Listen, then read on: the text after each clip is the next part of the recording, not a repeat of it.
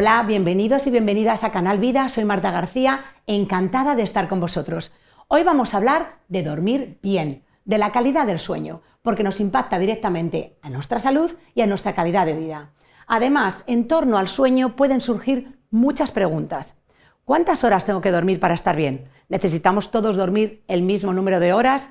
¿Qué pasa en nuestro cuerpo y en nuestro cerebro cuando no descansamos lo suficiente de una forma continuada?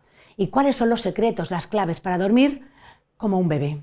Hoy tenemos una experta para hablar de este tema, pero antes os invito a ver este informe que hemos preparado para tener una idea general sobre este tema. Nos vemos en breve.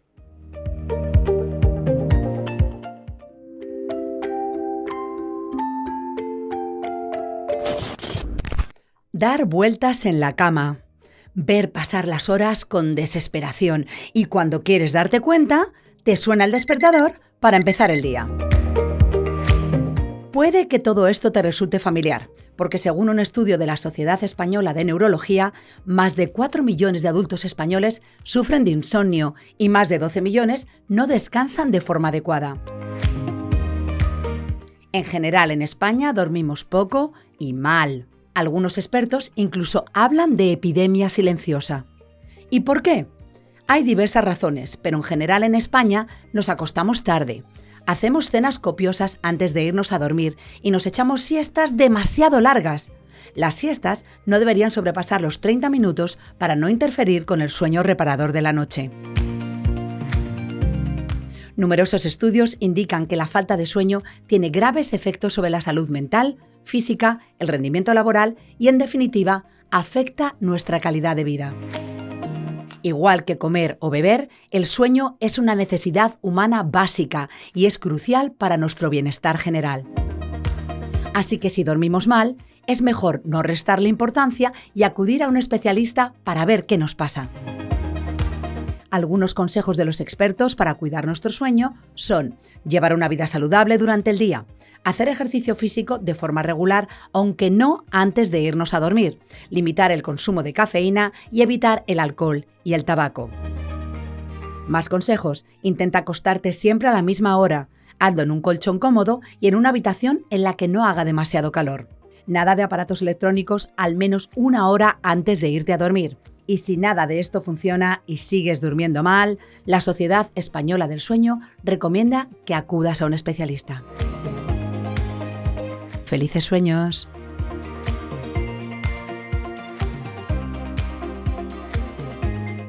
Y como aconsejable acudir al especialista, en Vida os hemos traído al especialista hasta vosotros. Nos acompaña la doctora Alba García Aragón, es del Instituto del Sueño y es especialista en este tema. Alba, muchísimas gracias por acompañarnos. A ti, Marta, por invitarme a tu magnífico programa. Una pregunta que parece muy básica, doctora, pero es fundamental. ¿Por qué dormimos? Vale, pues principalmente dormimos porque el sueño es un mecanismo de reparación biológica, ¿vale? Es decir, es cuando nuestro cuerpo realiza una serie de funciones reparadoras, como por ejemplo puede ocurrir con las hormonas, como es el caso de la hormona de crecimiento. Es decir, la función principal del sueño es de reparación. Durante el sueño, pues ahorramos energía, reparamos tejidos que se han podido dañar a lo largo del día, se fabrican nuevas proteínas. Es decir, se realizan una serie de funciones muy importantes para nuestro día a día, como pues conservar energía, realizar la termorregulación cerebral, es decir, que se regule nuestra temperatura central, se realizan procesos de detoxificación, de reparación tisular, como decíamos, y además es muy importante porque también tienen lugar procesos de consolidación de memoria y de aprendizaje. Doctora, afecta a muchísimas áreas, ya lo vemos. Hemos salido a la calle para preguntar cuánto dormimos de media. Te invito a escuchar las respuestas. Pues depende del día, a lo mejor 7 o incluso 10. A la 1 y si tengo que levantarme porque hay clases, lo que sea, pues a las 8 así. Y si no, pues sobre las 11. Unas 6, 7 más o menos, dependiendo del día. Pues entre 6, 7, más o menos, sí. 6, 5, 6. Normalmente 12, 1, incluso 2, sí. 12, 1 y me levanto bastante pronto para estudiar. Si me echo la siesta duermo peor, eso es verdad. No, yo duermo de lujo, la verdad. Yo depende de la noche, la verdad. Hay noches que mejor y noches que peor. 6 horas más o menos. De 12 a 6, 6 y media. Depende, porque tengo un bebé. Entonces, no sé, seguidas no más de 4, pero en sí entre 6 y 8. 7, 8, depende. Duermo bastante tarde porque tengo clase por la tarde yo. Entonces me duermo como a la 1 o así y me despierto a las 8 o a las 9. Depende del día, pero entre 5, 4, 5, como mucho. Porque es verdad que dormir mucho tampoco es bueno, pero sí que dormir una media de horas decente sería lo ideal y no las duermo. Doctora, ¿cuántas horas tenemos que dormir al día? Vale, esto yo siempre respondo lo mismo porque a rasgos generales una persona necesita dormir las horas con las cuales al día siguiente, después de levantarse, sienta que tiene todas sus capacidades cognitivas intactas. ¿Qué ocurre? Que esto supone que el 80% de la población, para sentirse así, necesita entre lo que veíamos con estos testimonios, entre 7 y 8 horas, ¿vale? O sea, es lo más adecuado y lo normal.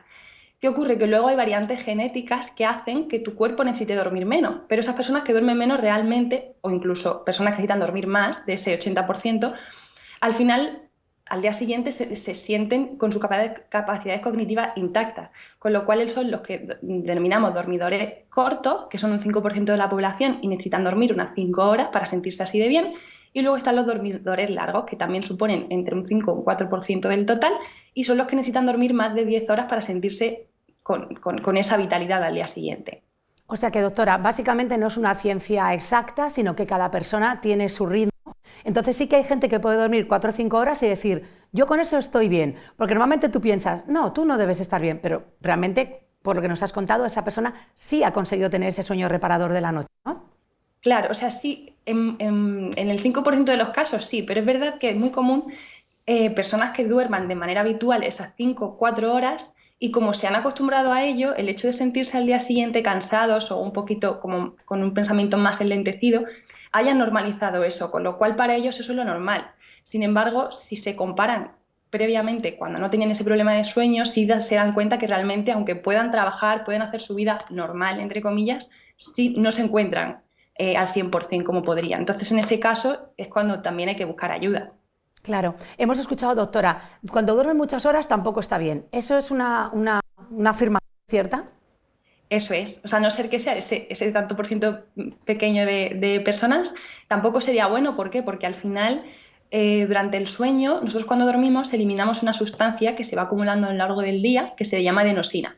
Es una sustancia que se acumula por la actividad cerebral, con lo cual, cuando llega un punto en la noche, suele ser como son las 7, 8 de la tarde más o menos, es su punto máximo, es cuando sentimos esa sensación de cansancio.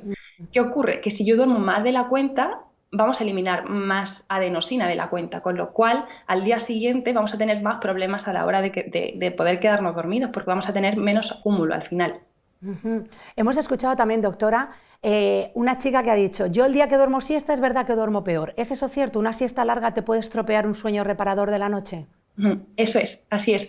Es por la misma razón, o sea, porque si yo voy acumulando esa adenosina a lo largo del día y duermo una siesta de 1 hora, al final voy a eliminar adenosina que no debería. O sea, esa adenosina, cuando se acumula, genera lo que nosotros llamamos presión de sueño. Presión de sueño es esa somnolencia que se siente o ese cansancio.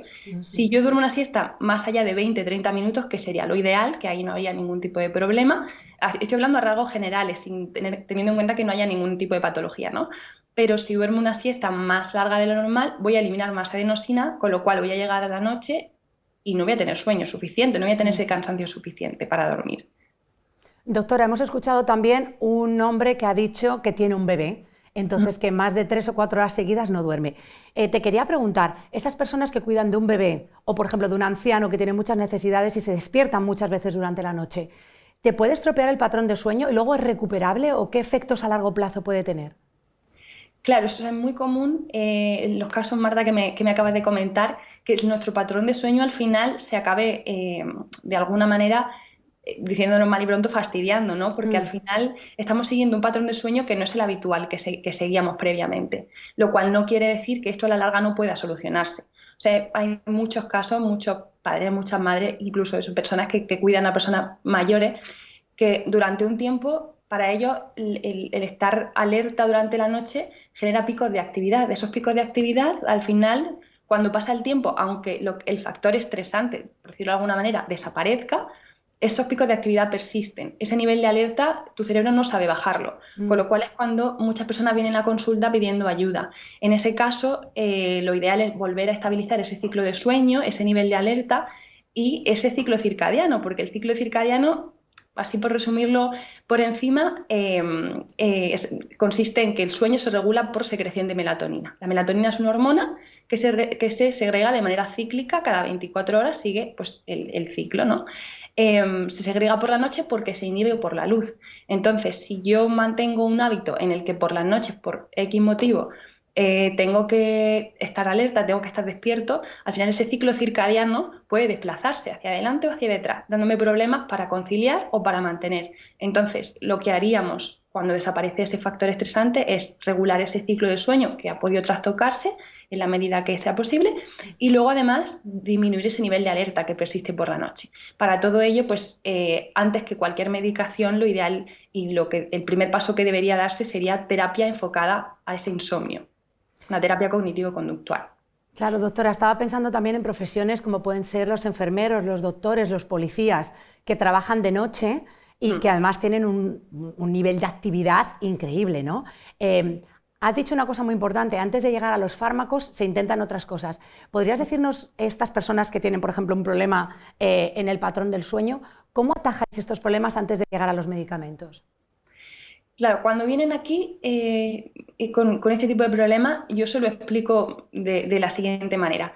Al final, cuando tú no tienes ningún tipo de problema con el sueño, tú vas a la cama y no estás pensando en qué tal voy a dormir, a ver esta noche si me despierto, no pones tu atención en el hecho de dormir. Entonces estás en una situación en la que se activa tu sistema parasimpático, que es el sistema de la relajación, es el sistema de, vale, no hay peligro, yo me relajo y me puedo dormir. El problema viene cuando, por ese nivel de alerta, por ese tipo de profesiones, con turnos rotativos, nocturnos, tengo que estar alerta, con lo cual en vez del sistema parasimpático se activa el sistema simpático, que es el sistema que por excelencia es el sistema de la alerta, el que activamos cuando estamos en peligro. Entonces, lo que hay que hacer es resetear de alguna manera nuestro cerebro para que no asocie la cama a un lugar de sufrimiento, para que no asocie el sueño a algo de lo cual tengo que estar pendiente. Es decir, no dar por hecho que voy a dormir mal, sino simplemente pues, irme a dormir. Para ello, lo más importante y el primer paso que damos es terapia cognitivo-conductual. Esta terapia se realiza con un psicólogo y va enfocada al insomnio. Es decir, el psicólogo pues, en las sesiones va a ir conociendo un poco pues, tu circunstancia, tu manera de dormir, tus horarios, lo que ha podido llevarte ahí. Y a raíz de ahí, con ciertas pautas, con ciertas pues, medidas a tomar en función de cada persona, pues se va regulando poquito a poco ese sueño. Es decir, el fármaco nosotros siempre lo intentamos dar como último paso. Cierto es que en España el consumo de fármacos para dormir es bastante alto, entonces cuando llegan a consulta muchas personas ya vienen con fármacos. Entonces en ese caso lo que hacemos es, a la vez que hacemos la terapia, vamos quitando poquito a poco ese fármaco, en la medida. Doctora, hemos hablado de pues, los turnos nocturnos, este tipo de cosas, pero hay otras distracciones que nos quitan de dormir. Hemos vuelto a salir a la calle y hemos preguntado a la gente si duerme con el móvil cerca. Esto es lo que nos han dicho. Intento desconectar de dispositivos una media horita antes o algo así. Dependiendo de la adicción que tengas al móvil y de si te pones la alarma en el móvil, igual te puedes enganchar más antes de dormir y esas cosas. No es bueno. O sea, todo el mundo lo dice, lo recomiendan incluso expertos, que no duramos cerca del móvil, pero al final es una costumbre porque como te ponen la alarma, no sé qué, antes de dormir, pues estás un rato con el móvil, pues ya lo dejas ahí al lado. Porque el móvil muchas veces te desconcentra para dormirte y eso. Doctora, el móvil nos desconcentra, pero ya han dicho todos que lo tienen cerca. En el Instituto del Sueño, ¿habéis notado que cada vez llega más gente con problemas de adicción al móvil y que esto les afecta el dormir? Así es, o sea, sí que muchas personas necesitan, ya no solo como comentaba en el caso de este chico, de necesito ponerme la alarma, necesito tener el móvil, sino mucha gente que necesita ver algo en el móvil o escuchar algo en el móvil para quedarse dormido, eso es muy común. Entonces, ¿en qué medida puede afectar? Bueno, al final es lo que comentábamos antes. La luz inhibe la secreción de melatonina, ¿no? Entonces, la melatonina es, como decíamos, la hormona que nos hace dormir. Si yo estoy constantemente expuesto a esa luz, lo que va a ocurrir es que mi ciclo puede verse perjudicado y por tanto al final voy a tardar un poquito más en dormirme. ¿Qué ocurre? Que como en todo esto no es una ciencia exacta, porque hay personas que si tú tienes un problema en tu secreción de melatonina, es decir, ya tienes un retraso, o sea, un adelanto de la secreción de melatonina, tú empiezas antes y terminas antes de segregarla también. Entonces, en ese caso, me atrevería a decir que no es tan perjudicial el uso del móvil en ese momento, porque lo que va a hacer es retrasarte un poquito el ciclo. Pero aún así, tampoco es recomendable, más que nada por eso, porque al final vamos a poner nuestra atención en algo que no es el hecho de dormir. Es decir, vamos a sugestionarnos en, vale, necesito el móvil para quedarme dormido, necesito oír algo para quedarme dormido. O sea, eso al final en un principio puede verse como algo positivo porque te ayuda a dormir, pero a la larga el sueño que va a inducir, probablemente el tener algo, pues escuchando algo, esa luz de manera artificial al lado de la cama, pues igual no es tan recomendable. Doctora, ¿qué alternativas recomiendas? A lo mejor, no sé, tener algún aparato de música con música relajante y desde luego, si es por la alarma, a lo mejor comprarte una alarma digital, ¿no? Y sacar el móvil de la habitación. Claro. O sea, si tú puedes poner la alarma y te ves capaz de simplemente poner la alarma y dejar el móvil, no veo el mayor problema, ¿no? Pero sí que técnicas de respiración vienen muy bien, hay muchas meditaciones guiadas que sí, que ahí estás necesitando el móvil, pero al final, hasta que tú aprendes a hacerlas por ti mismo, pueden serte una guía.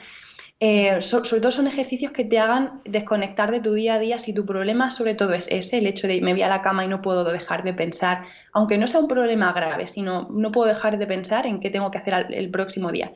En ese caso, ejercicios de respiración, ejercicios de meditación, la lectura incluso, por ejemplo, ayuda mucho a desconectar sin necesidad de tener ese estímulo lumínico. O sea, sobre todo que sean ya no solo dentro de la cama, sino el tener un ritual antes de irte a la cama. Por ejemplo, el hecho de irte al baño, lavarte la cara, echarte tu crema, al final eso induce a tu cuerpo a un estado de relajación y le estás diciendo, oye, que tienes que dormir ahora, porque es algo que repites todos los días. Entonces, el hecho de tener como un ritual, el que cada uno considere que le puede ayudar a relajarse antes de dormir, viene muy bien.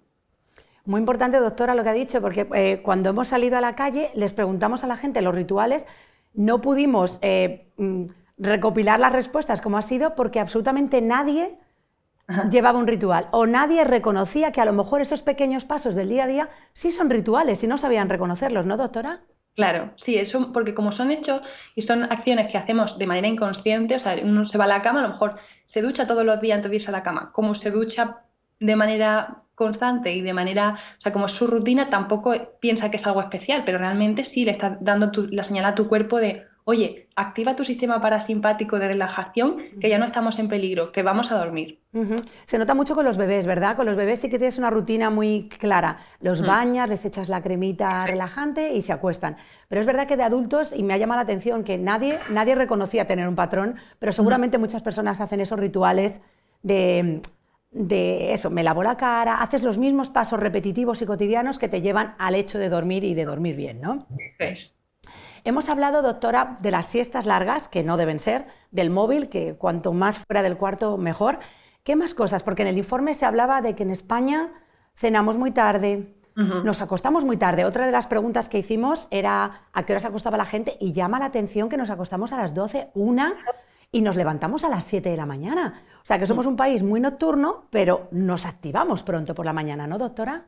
Claro, eso es importante, o sea, el hecho de, igual que hablamos de rutina, el hecho de tener, por ejemplo, un horario para dormirte, no hasta el punto de ser como muy, tengo que acostarme todos los días a esta hora en concreto, o sea, no ser tan exigente, pero sí tener un horario e intentar adaptarlo un poco, pues eso es lo que hablábamos, al final nuestro ciclo interno se regula por la luz, entonces si yo me estoy acostando tan tarde cuando realmente deja de haber luz solar de manera natural mucho tiempo antes, pues lo ideal sí es intentar evitar horas pues muy tardías a la hora de irte a la cama dentro de lo posible, claro, porque al final pues hay personas pues, que por su situación no pueden. Y si pues tiene que ser a una hora un poco más tardía, sobre todo lo importante es mantener regularidad, más que la hora en sí, que también es importante, pero el mantener esa regularidad. El si ceno, cenar 2 horas antes de irme a la cama, para no tener esa sensación a lo mejor de plenitud cuando voy a irme a dormir. No realizar cenas muy copiosas, eso también es muy importante. El ejercicio, comentabais al principio que es algo muy importante y realmente es uno de los factores principales para tener un buen descanso, pero teniendo en cuenta que hay que hacerlo por lo menos 2-3 horas antes de irnos a dormir, porque si no, en la mayor parte de los casos nos generaría cierta activación. Y bueno, ya pues es verdad que lo típico de pues mantener un ambiente a una temperatura adecuada, sin ruidos, que sea un colchón cómodo, que la ropa para dormir sea también algo con lo que tú te sientas cómodo, es decir, hacer de tu habitación, de tu entorno de sueño, algo agradable. Doctora, una persona que viene durmiendo bien y de repente duerme mal, ¿qué ha desencadenado ese problema del sueño normalmente? Pues lo normal es que sea por algo puntual que haya ocurrido. Es decir, yo tengo un problema muy puntual un día y a raíz de ahí empiezo a dormir mal, ¿no? Es por lo que comentábamos antes. Yo tengo ese problema, ese día duermo mal, pero como yo ya empiezo a asociar la cama a algo que me va a causar un problema, es decir, yo ya si me tiro 2-3 días durmiendo mal, al cuarto ya voy a la cama pensando, bueno, a ver qué tal hoy. Entonces ya estoy poniendo mi atención ahí. De ahí que a lo mejor sea un problema muy puntual que a la larga ni siquiera a lo mejor te acuerdes porque no le has dado importancia, pero esa sensación de activación se perpetúa en el tiempo y se cronifica. Entonces eso es uno de los principales factores que generan un insomnio crónico, el hecho de que algo muy puntual se convierte en algo prolongado en el tiempo porque ya empiezo a preocuparme por ello. Doctora, ahora vamos a hablar mucho más del insomnio. Volvemos a la calle porque una de las personas con las que hablamos lo tenía y nos dijo esto. Cuando tienes preocupaciones duermes menos, pero es verdad que tengo insomnio desde hace mucho tiempo y al final se te crea tu propio cuerpo, lo toma como rutina y es muy complicado salir de ahí. Y sí que lo he intentado y sí que he ido a algún especialista. He probado pues medicación o incluso tilas naturales, ese tipo de cosas. No me ha funcionado mucho, pero bueno, también va por épocas. Doctora, dice, va por épocas y me he acostumbrado a vivir así. ¿Una persona con insomnio tiene que acostumbrarse a vivir así? Claro que no. O sea, es muy normal que una persona se acostumbre a vivir así, porque en realidad creo que el sueño ahora está empezando a preocuparnos más, pero hasta ahora no ha sido como otras enfermedades que en el momento que empiezas a notar ese síntoma acudes a un especialista. En el caso del sueño es como algo más banal, como algo que la gente no, o por lo menos hasta ahora lo que yo he estado viendo es que no le ha dado la suficiente importancia, de ahí que se cronifique. Pero hay que pedir ayuda en el momento en el que el insomnio se vuelve algo crónico, que no es por un problema puntual que luego se soluciona, hay que pedir ayuda sin duda, precisamente por eso, para que no se cronifique y no tengamos que llegar a un insomnio de años de evolución, que hayamos tenido o que hayan tenido que intervenir con algún tipo de medicación antes de probar terapia. Es decir, hay que buscar ayuda siempre que se convierta en un problema. Doctora, ¿cuándo se considera un insomnio crónico? O sea, ¿dormir un par de noches mal ya te tienes que preocupar? ¿O cuándo dices, tengo que acudir a un especialista? El caso de que sea por un problema puntual y que dure unos días, nosotros lo que hablamos ahí es de insomnio agudo. Luego eso desaparece, o sea, ese tipo de insomnio desaparece. Según la definición oficial, un insomnio es crónico cuando, aun teniendo todas las circunstancias a nuestro favor para dormir, es decir, no hay un agente externo que nos genere ese insomnio, tenemos esa falta de sueño durante más de 3 meses. Ahí es como cuando ya se consideraría crónico, pero es verdad que, bueno, que aquí hay personas que a lo mejor pueden venir por un insomnio de un mes de evolución y realmente lo pasan mal, entonces no tienes que esperar a que un insomnio sea crónico, de decir, vale, ya llevo 3 meses durmiendo mal, no. O sea, si ya se convierte en un problema, porque incluso personas que llevan durmiendo mal 2-3 semanas y para ti es un problema porque en tu rendimiento diario lo consideras así, estamos aquí para ayudarte en cualquier momento. Doctora, hay a veces gente que lo toma como una heroicidad. O sea, hay gente que dice, yo con 2-3 horas estoy estupendo. Esta gente realmente no puede estar estupendo, ¿no? Le quería preguntar, ¿cómo afecta, o sea, una persona con insomnio crónico, cómo ve su calidad de vida afectada? Que a lo mejor ni son conscientes, pero ¿en qué afecta realmente el dormir mal meses tras meses tras meses? Principalmente en nuestro día a día lo que más vamos a notar es disminución, sobre todo pues, por ejemplo, de la capacidad de concentración, de la capacidad de memorización, vamos a tener más despistes, nuestra atención va a estar más disminuida, vamos a sentir más cansancio, como al final, a lo mejor somnolencia, incluso aunque aun intentando dormir no lo consigamos. Es decir, muchas personas vienen diciendo, pues que yo tengo sueño, pero en el momento que me voy a la cama no consigo dormirme. Pues la somnolencia es una de los síntomas que también notaríamos. Como a corto plazo, lo más evidente es esto, ¿no? El cansancio, la incapacidad de memorización, sobre todo a corto plazo. Cuando eso se soluciona, cuando un insomnio se soluciona, todo eso se recupera. Pero es verdad que mucha gente sí que está acostumbrada a vivir así, a vivir pues cansada, dando por hecho que es lo normal. A largo plazo sí que se asocia el insomnio, ya te hablo de años de evolución, de no solucionar ese problema, pues se asocia a tener más posibilidades de tener ciertas enfermedades, como por ejemplo pues puede ser la diabetes, la obesidad, la hipertensión, o sea, ciertas enfermedades que manteniendo ese insomnio durante tiempo puedes tener pues, más papeletas para desarrollarlas o incluso a lo mejor depresión, ansiedad, son síntomas muy comunes también. Como decíamos en el informe, no hay que obviarlo, ¿no? Ni hay que decir, bueno, hay que atajarlo porque es una parte fundamental de nuestra vida, como lo es comer y como lo es beber.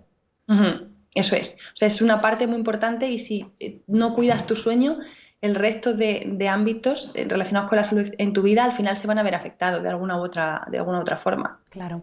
Doctora, a nivel hormonal, las mujeres, por ejemplo, cuando nos acercamos a la menopausia, ¿tenemos algún efecto en el sueño? Efectivamente.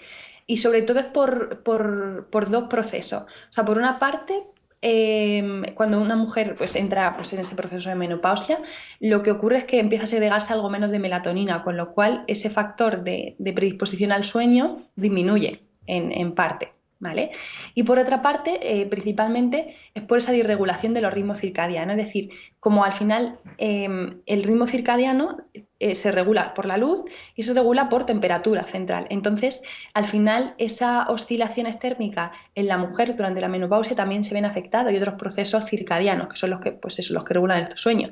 Entonces, tenemos la parte de segregar menos melatonina y la parte de que ciertos patrones circadianos se ven alterados, alterándose el sueño, también por esas alteraciones hormonales que suceden cuando entramos en menopausia. O sea, por ambos caminos podrían verse afectados y efectivamente sí que hay muchas mujeres que sobre todo el problema que tienen es mantener el sueño, no tanto el conciliar, sino el hecho de mantenerlo durante la noche. Doctora, cuando te acuestas, te duermes rápido, pero de repente a las 2, 3 de la mañana ya estás despierto, ¿qué recomiendas para poder conciliar sueño otra vez? O me pasa a mí personalmente a veces que me levanto porque no aguanto estar en la cama. ¿Hay que quedarse en la cama a intentarlo o es mejor levantarse y hacer alguna actividad, por ejemplo? Claro, pues es que el problema, Marta, y es que eso es muy individualizado. Es decir, el decir en algo como global para todo el mundo, probablemente a todo el mundo eso no le venga bien. Por eso es tan importante la terapia, porque que muchas personas vienen y me dicen, yo es que hago todo perfecto, hago todas las medidas de higiene del sueño perfecta. Sí, pero es que el problema está en que como cada uno es un mundo, a cada persona le va a servir una cosita. Entonces, a lo mejor en tu caso yo te digo, pues mira, Marta, por tu tipo de personalidad, por cómo afrontas tú los problemas, por cómo a lo mejor cuando te despiertas, cómo enfocas si te pone nerviosa, el si te da igual, el si estás relajada. En función de cada una de esas casuísticas, la solución va a ser diferente. Entonces, el poner un patrón sí que sería como un error, un patrón de acción cuando ocurre eso. Sí que, yo te diría que cuando eso ocurre de manera sistemática, es decir, yo me despierto por la noche de repente y no me consigo dormir, principalmente descartando, o sea, sí que habría que descartar pues que hay alguna patología interna, ¿no? Pero teniendo en cuenta que todo esté bien internamente, principalmente es por dos motivos. O bien por el tema de melatonina que decíamos, ese adelanto de fase, es decir, nuestra melatonina, si de manera normal o habitual se comienza a segregar a las 6, 7 de la tarde y genera su pico máximo a las 2, 3 de la mañana, en este caso se adelantaría, con lo cual también dejaríamos de sintetizar, no dejaríamos de sintetizar en sí, sino que los niveles serían más bajos durante la noche y tenderíamos a despertarnos. Eso es una posibilidad. Y la otra posibilidad es lo que hablábamos anteriormente, que por alguna circunstancia o porque tengas algún problema actualmente, estés más preocupada o incluso porque hubiese habido algún problema anterior que actualmente simplemente, aunque haya desaparecido, genera todavía cierta situación de alerta, eso también te puede llevar a que por la noche digas, pues es que toda la noche me despierto a las 3 de la mañana, porque al final son ciclos, es decir, nuestro organismo funciona de manera cíclica y se repiten esos picos hormonales todas las noches, generando que ese pico de atención o de alerta pues sean más o menos durante la noche a la misma hora. Principalmente son esas dos causas, aunque la solución pueda variar de persona a persona. Doctora, vamos a imaginarnos que yo decido ir al Instituto del Sueño. ¿Qué me espero? ¿Qué tipo de tratamiento me darían? O sea, ¿qué se hace en un Instituto del Sueño? Porque creo que todos más o menos imaginamos cómo son los tratamientos de ciertas enfermedades o de ciertos trastornos, pero del sueño se nos hace raro en un centro del sueño. ¿Qué se hace ahí, Alba?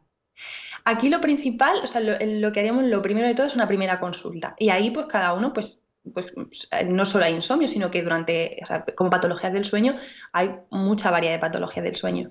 Entonces, pues en esa primera consulta, pues se cuentan los síntomas principales. A raíz de ahí, en función de lo que cada persona cuente, pues se manda una prueba u otra, ¿no? O sea, la prueba principal, la que prácticamente siempre mandamos, porque es muy importante saber si, aunque a priori no lo parezca, hay algo durante el sueño, algo orgánico que nos pueda estar afectando, es una polisomnografía.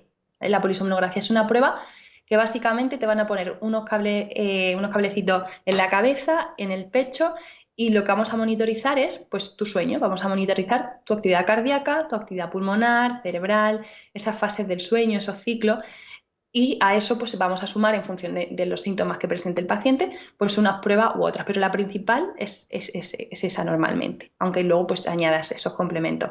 A raíz de ahí, en función de lo que aparezca en ese estudio, pues el tratamiento va a depender mucho, porque ya te digo que patologías del sueño hay muchísimas, entonces pues va a depender. Hay algunos pues que sí necesitan fármacos, otros que simplemente, pues, bueno, simplemente entre comillas, ¿no? Entiéndeme, necesitan terapia, otros pues va a depender mucho de la patología. Doctora, en esa primera prueba, por ejemplo, también se pueden detectar cosas graves como puede ser una apnea del sueño.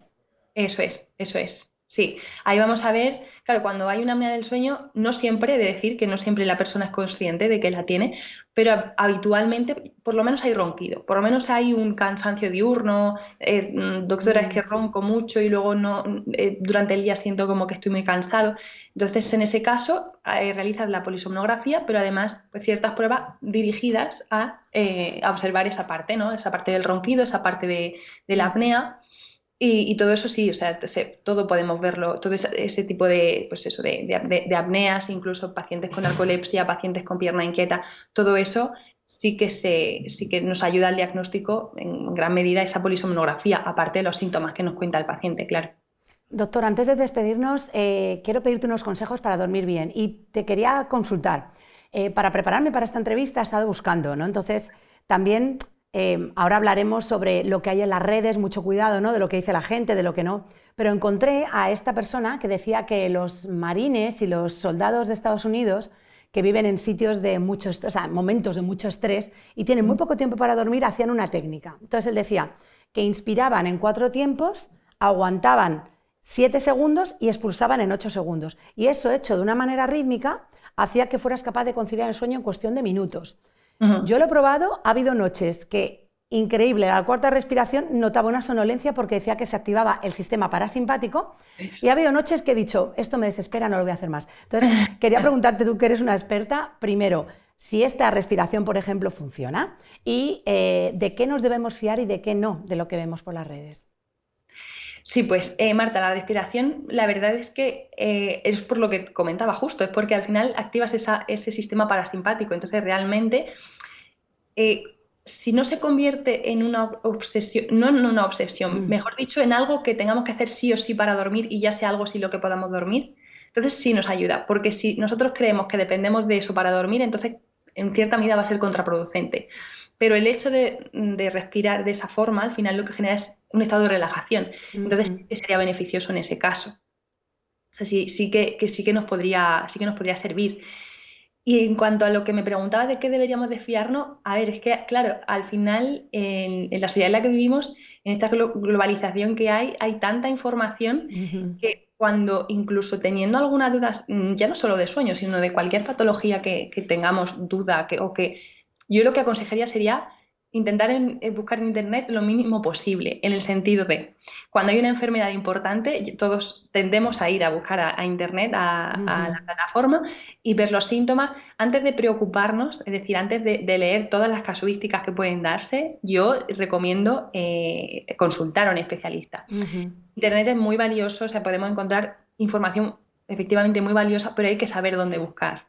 O sea, no es simplemente abro, por ejemplo, TikTok y busco en TikTok a ver qué técnicas para dormir. Pues igual sí hay alguna que pueda servirte, pero igual hay otra que en realidad no te está haciendo ningún favor, pues porque al final se tiende a generalizar mucho. Lo que comentaba antes, ¿no? Todo el mundo le sirve todo.